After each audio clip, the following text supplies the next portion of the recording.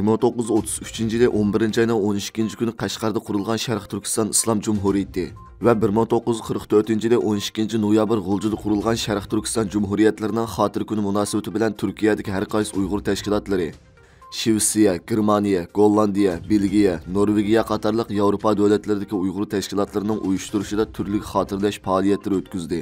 Tashkilot rahbarlari, jamoat arboblari, diniy zotlar, avangard yoshlar ayrim-ayrim so'z qildi. Istanbul Safaköy rayonidagi tantarbiya maydonida o'tkazgan murosimga minglagan kishi jo'shqin va qizg'in kayfiyatda ajdodlarni xotirladi va shundaqla Xitoy zulmiga qarshi irodasini ifodaladi.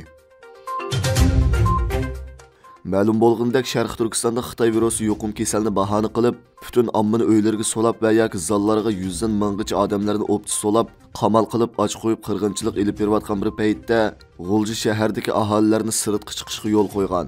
Shundaqla nayrangvoz Xitoy sin ko'rinishlarda keng tarqitishga boshlagan. Bu holatda muhojiratga Uyg'urlar Xitoyning yana qanday bir shumliqni o'ylayotganligidan qattiq andish qilmoqda.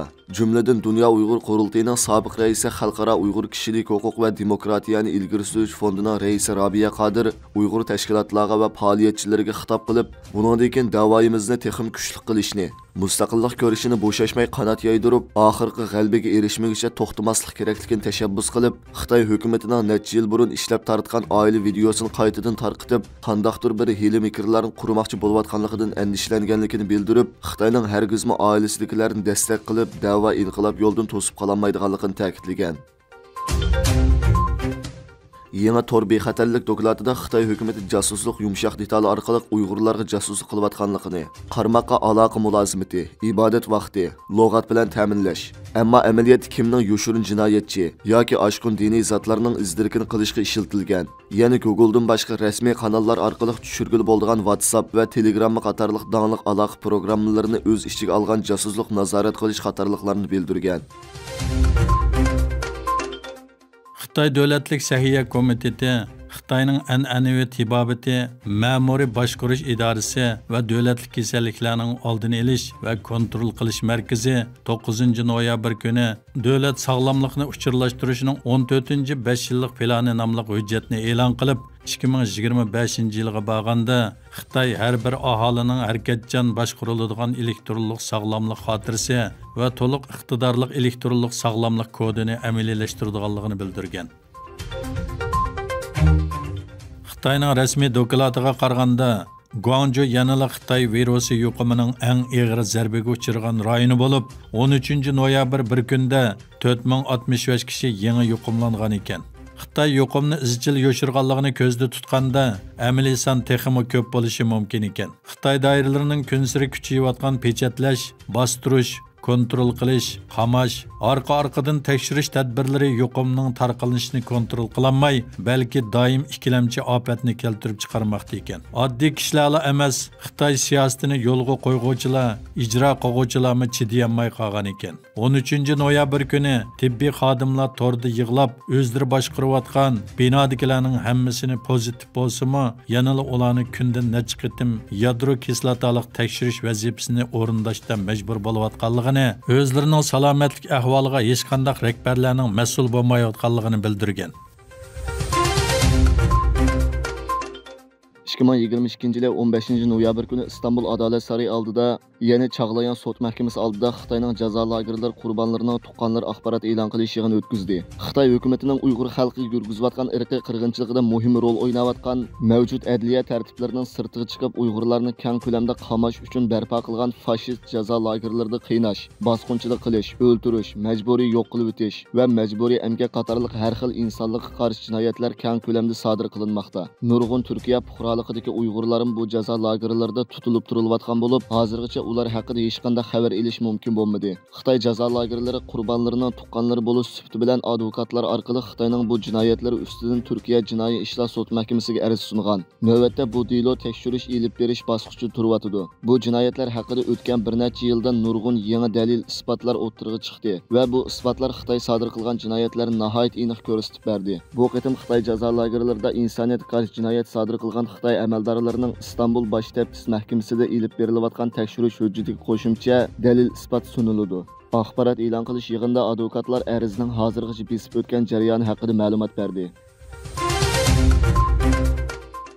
Xitoy hukumatı Sharq Turkiston, ya'ni Uyg'uristonda 2017 yildan boshlab necha million Uyg'ur va qozoq xalqlarini jazo lagerlariga solab, inson qalbidan chiqqan jinoiy qilmishlarni ishlab, ularning o'lish va ig'ir saqaymas kasal bo'lishdek ig'ir oqibatlarni keltirib chiqardi. Yaqinda ijtimoiy taratqularda Korli soqchi idorasining Mahmud Mo'ydin ismli bir qochqinni izlayotganligi haqidagi bir uqtirish tarqaldi. Tutish buyrug'ida qochqinning ichiga mahbus kiyimi kiyganligi yozilgan. O'tgan hafta oxiri Erkin Osiyo radiosi Uyg'ur bo'limi tutish buyrug'idagi Mahmud Mo'ydinning 2017 yili 17 yillik kesib o'tilgan bir mahbus ekanligi va Korlining 29-tuvan turmasidan qochganligini aniqlash orqali xabar qilgan. Bunun qarta Xalqaro Uyg'ur kishilik huquq va demokratiyani ilgari surish fondining raisi Robiya Qodir mundaq dedi. Men yaqinda Sharq Turkistonning Korli tavallikida bir turmadan qochish voqeasi yuz berganligi, voqeada 3 soqchi va 10 mahbusning o'lganligi, 5 mahbusning turmadan qochib ketganligi haqida bir nomsiz uchur topshirib oldim. Men dastlabda Xitoy turmalarining navbatdagi puxta qurilmasi va qattiq tuzumini ko'zda tutib, bu xabarning rostligiga ishonolmadim. Oradan 10 kun o'tganda ijtimoiy taratqularda Korli soqchi idorasining Mahmud Mo'ydin ismli bir qochqinni izlayotganligi haqidagi bir uqtirish tarqaldi. Tutish buyrug'ida qochqinning ichiga mahbus kiyim kiyganligi yozilgan. O'tgan hafta oxiri Erkin Osiyo radiosi Uyg'ur bo'limi tutish buyrug'idagi Mahmud Mo'ydinning 2017 yili 17 yillik kesib o'tilgan bir mahbus ekanligi va Korlining 29-tuvan turmasidan qochganligini xabar qildi. Men bugun o'xshash manbadan yana bir uchur topshirib oldim. Bu uchurda qochish voqeasining turmaning emgak maydonida yuz berganligi va qochib ketganlardan 2 nafar kishi o'zlarini soqchiga ma'lum qilganligi, 2 nafar kishining mukunib yotgan yerida tutilganligi, bir nafarining Mahmud Mo'ydinning texicha izdilayotganligi yozilgan. Tutilgan 4 mahbusning kimliklari mundaq bayon qilingan. Qamariddin G'olib 42 yosh, To'xti Hikim 25 yosh, Ahmadjon Barat 29 yosh, Burhan Xizir 27 yosh. Hozirgacha menga kelgan uchurlar va Erkin Osiyo radiosining xabari va Xitoyning tutish buyrug'i bir-birini to'liqlaydigan mazmunda. Ya'ni 10-oyning o'ttirlarida Korlidagi bir turma yoki uning boshqarishidagi bir tavallikda ig'ir bir qonliq voqea yuz berganligi ma'lum. Men davlatini qonun bilan boshqarayotganligini bozorga silib kelayotgan Xitoy doiralarini bu qonliq voqea haqida Xitoy va xalqaro jamoatga oshkora ma'lumot berishga chaqiraman. Albatta bu tasodifiy va ayrim bir voqea emas. Men Uyg'ur vaziyatini izchil kuzatib kelayotgan va o'zim 6 yil Xitoy turmasida yotgan birisi bo'lib suhbatim bilan turmalardagi qonxo'r soqchilar bilan chorasiz mahbuslar orasida mushundaq to'qinish va fojialarning davomli yuz berib turadiganligiga ishonaman va bundaq sahnalarga ko'p qatim shohid bo'lganman. Shunga xalqarodagi axborotchilarni Xitoy tarafdan bu voqea haqida ma'lumot so'rashga, xalqaro kishilik huquq tashkilotlarini bu voqeani aniqlab inkos qaytarishga da'vat qilaman. Oxirida shuni eskartaman. Xitoyning 2017 yil ta'sis qilgan yig'ilish lagerlarining ko'pinchisi 2019 yil oxiriga kelganda xalqaro jamoat fikrining bisimi natijasida uni taqganlik nomi ostida turmaga o'zgartdi. Turmadan qochgan mazkur 15 jinoyatchi amaliyoti lagerlarga yig'ilingan ana shu necha million begunoh insonlarning bir partisidir. Bular o'z diniy e'tiqodi va urf-odatlar bo'yicha yashaganligi uchunla Xitoy davlatiga tahdid qarilib jazolangan insonlardir. Men bu kishilarning bu ichinishli taqdirga navbatda Beijingda vazifa o'tayotgan har qaysi davlat elchixonalarining diqqat qilishini talab qilaman va ularni o'zlarining davlatining emas, insonlik olamining bir elchisi ekanligidek vazifasini unutmaslikka chaqiraman. Erkin Osiyo radiosining 16 noyabrdagi xabarda Gollandiya Xon jamiyati havo armiyasining kapitani Monirdin Yadikarning tutqundagi onasi va yangisi haqida ilib borgan aniqlash davomida ularning Monirdin bilan qilgan aloqa sababli kesilganligi dalillangan. Kasbiy mas'uliyat va xizmat o'rnining talablari sababli o'zining siyosiy faoliyatlardan hozirga qadar uzoq turib kelganligini ilgari surgan kapitan Monirdin Yadikar o'zi bilan aloqalashganligi uchun kesilib ketgan onasi va yangisining taqdiriga sukut qilib tura olmaydiganligi va qo'ldan kelishicha harakat qildiganligini bildirgan. Gollandiya havo armiya kapitani Monirdin Yadikar Qumuldagi onasi va yangisi haqida Gollandiya tashqi ishlar ministrligi orqali olgan uchurda ularning terrorchilarni qo'llash va davlat maxfiyatligini oshkorlash bilan ayblanib 15 yillikdan kesib o'tilganligi bayon qilingan bo'lsa-mu, ammo ularning qaysi qilmishining mazkur jinoyatlarga pokit sanalganligi ma'lum emas. Qamal Qarta yana ilgarilab ilib borgan telefon ziyoratlarimiz davomida Qumul shahar g'arbida yezisidagi bir kanit amonliq mudiri Monirdinning onasi Imona Nasrullohning chet elga chiqqanlik uchun kesib o'tilganligini oshkorladi. Monirdinning deyishicha, onasi Imonam Nasrulloh 2014-yili o'g'lining to'y murosimiga qatnashish uchun Gollandiyaga kelgan. Monirdinning onasi osondagi kishilar bilan o'tkazilgan bu to'ydan keyin uzun turmasdan vatanga qaytgan. Gollandiyadagi mazgilda Uyg'ur jamoati bilan uchrashishdan o'zini qochirgan, ammo bu ehtiyotchanligimi qarg'a kelmagan. Uning bu qitimliq Gollandiya safari Xitoy doiralari tomonidan terrorchilarni qo'llash deb ayblanganligi, yangisi Ayxon Mamatning Monirdinga onasining tutqun qilinganligini undizlarda xat yozib uqtirganlik uchun tutqun qilinganligi dalillangan. kapitan Munirdan o'zining Xitoy tarafidan dushman kuchlar deb sanalganligini, amaliyoti bo'lsa o'zining Gollandiya armiyasidagi bir ofitser bo'lish sifati bilan kasbiy mas'uliyat va xizmat o'rnining talablari sababli hozirgacha muhojiratdagi Uyg'urlarning faoliyatlaridan uzoq turib kelganligini eskartib, onasi va yangisining o'zi sababli kesilganligini, bir farzand va qarindosh bo'lish sifati bilan bu ichinishli oqibatga aslo sukut qilolmaydiganligini ta'kidlagan. Amerika Davlat Majlisining Amerika-Xitoy iqtisodiy va xavfsizlik taftish komiteti Xitoyning iqtisod, savdo va xavfsizlikka oid qilmishlariga munosabatli 2022-yillik dokladini Davlat Majlisiga sungan. Hamda bu dokladni e'lon qilish munosabati bilan 15-noyabr kuni axborot e'lon qilish yig'ini o'tkazgan. Bu doklad mazkur komitet a'zolarining boshchiligidagi bir turkum tadqiqotchilarning 1 yillik tekshirish va analiz qilish orqali tayyorlagan doklad bo'lib, uningda Xitoyning Amerika bilan bo'lgan iqtisod, savdo munosabati va Xitoyning Amerikaning davlat xavfsizligiga keltirayotgan tahdidi atrofli bayon qilingan bo'lib, masalani hal qilish to'g'riliq Amerika Davlat Majlisiga 39 turli taklif sunilgan.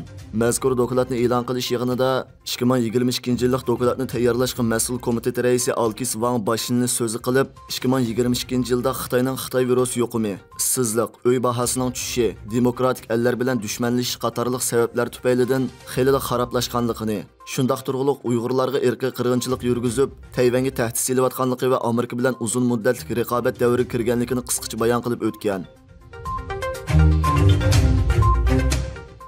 Germaniyada nashrdan chiqadigan Aynak nomli siyosiy jurnalning 16-noyabr hukumatning bir maxfiy hujjatini oshkorlab e'lon qilgan Federativ hukumatning maxfiy Xitoy strategiyasi nomli maqolasidagi muhim mazmunlar 2 kundan buyon Yevropadagi ko'plagan axborot vositalarida ko'chirib tarqatilib diqqat qo'zg'amoqda. Xabarlardan ma'lum bo'lishicha, Germaniya tashqi ishlar ministrligi tomonidan tuzilgan yangi Xitoy strategiyasi aslida texnik tasdiqdan o'tmagan va oshkorlanmagan loyiha bo'lib, 59 betlik bu loyihasi Germaniyaning munosabatli ministrlarining ko'rib fikr berishiga sunilgan.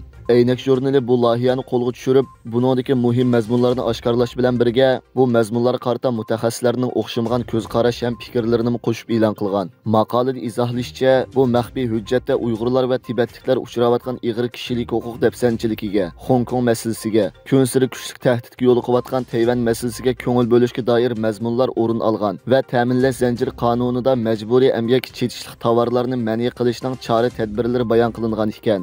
Xitoyning kishilik huquq dafsanchiliklariga qarata zarur tepilganda jazo tadbirlarini yo'l qo'yishdan chekinmaslikmi tilga ilingan. Uyg'urlar haqida bundan boshqa yana qandaq mazmunlarning borligi va qandaq bayon qilinganligi to'g'risida konkret ma'lumot berilmagan.